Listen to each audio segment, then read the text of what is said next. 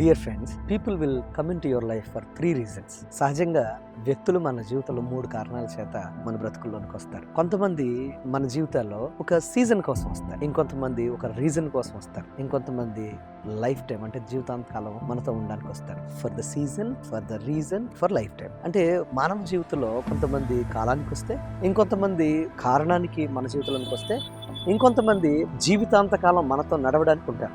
సహజంగా మనం అనుకుంటూ ఉంటాం, పలానా వ్యక్తిని ఎంతో ప్రేమించానే, పలానా వ్యక్తితో ఎంతో స్నేహంగా ఉన్నానే, నేను ఏం చేశానని వారు నన్ను వదిలిపెట్టి వెళ్ళిపోయారు అని బాధపడతా ఉంటారు. కానీ నువ్వు మర్చిపోకూడని విషయం ఏంటంటే, నీ జీవితంలో కొంతకాలమే వారు ఉండాలని దేవుడు అనుకున్నాడు కనుక వారిని కొంతకాలమే నీ జీవితంలో ఉంచాడు. వారు వెళ్ళిపోయినంత మాత్రాన నీ జీవితం అక్కడ ఆగిపోద్దని ఎప్పుడు నువ్వు అనుకో. ఆలోచించాల్సిన విషయం ఏంటంటే, ఆ సమయానికి వారు కొంతకాలానికి వారు అక్కడ ఉన్నారు అనే విషయాన్ని గమనించాలి. అలాగే ఇంకొంతమంది జీవితంలో ఒక కారణానికి వస్తారు. ఆ కారణం పూర్తయిన తర్వాత వారు నీ జీవితంలో ఉండరు, వారు వెళ్ళిపోతారు. సో ఆ కారణం ఫుల్ఫిల్ అయినప్పుడు నువ్వు అర్థం చేసుకోవాల్సిన విషయం ఏంటంటే, దేవుడు నా కోసం వారిని సిద్ధపరచడానికి గమనించాలి. కానీ నువ్వు మర్చిపోకూడని విషయం ఏంటంటే, కొంతమంది నీ జీవితంలో ఎప్పటికీ ఉంటారు.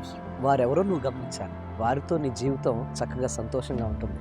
అందుకోసమే ఈ లోకంలో దేవుడు నీకు ఇచ్చిన మానవ సంబంధాల్లో ఎవరు నీతో శాశ్వతంగా ఉంటారో వారితో నీ జీవితాన్ని, నీ యొక్క ప్రయాణాన్ని కొనసాగించు. అప్పుడు నువ్వు గాయపడకుండా ఉంటావు. కాలానికి అలాగే సమయానికి వచ్చిన వారితో జీవితాంతకాలం ఉండాలని నువ్వు ప్రయత్నం చేసినా నువ్వు గాయపడతావు తప్ప, బాధపడతావు తప్ప నీ జీవితంలో వారితో నువ్వు సంతోషంగా ఉండలేవు. ఎప్పుడైతే నువ్వు జీవితాంతకాలం ఎవరితో నడవగలవో వారిని నువ్వు ఏర్పాటు చేసుకుంటావో, వారితో చక్కగా ముందుకు నడవడానికి ఇష్టపడతావో, వారితో నీ జీవితం సంతోషంగా ఉంటుంది. సో మర్చిపోకు, నీ జీవితం నుంచి అందరూ వెళ్ళిపోయారని బాధపడొద్దు, కృంగిపోవద్దు. వారు ఆ కాలానికే లేదా ఒక కారణానికి వచ్చారు, వారు ఆ కాలం అయిపోయిన తర్వాత, ఆ సమయం అయిపోయిన తర్వాత వారు వెళ్ళిపోయారు. కొంతమంది ఒక కారణానికి వచ్చారు, ఆ కారణం అయిపోయిన తర్వాత వారు వెళ్ళిపోయారు. సో జీవితాంతకాలం ఎవరు నీతో ఉంటారో వారిని నువ్వు గమనించు, వారిని నువ్వు ప్రేమించు.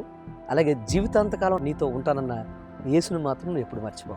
యేసయ్య వాగ్దానం చేశాడు, యుగ సమాప్తి వరకు ఇదిగో మీతో నేను ఉన్నాను అని ఆయన వాగ్దానం చేశాడు. సో ఆయన మనతో ఉన్నాడు కనుక ఎల్లప్పుడూ ఆయనతో మనం ఎప్పుడైతే సత్సంబంధాలు కలిగి ముందు సాగిపోతామో మన జీవితాలు ఆశీర్వాదకరంగా, దీవెనకరంగా మార్చబడతాయి.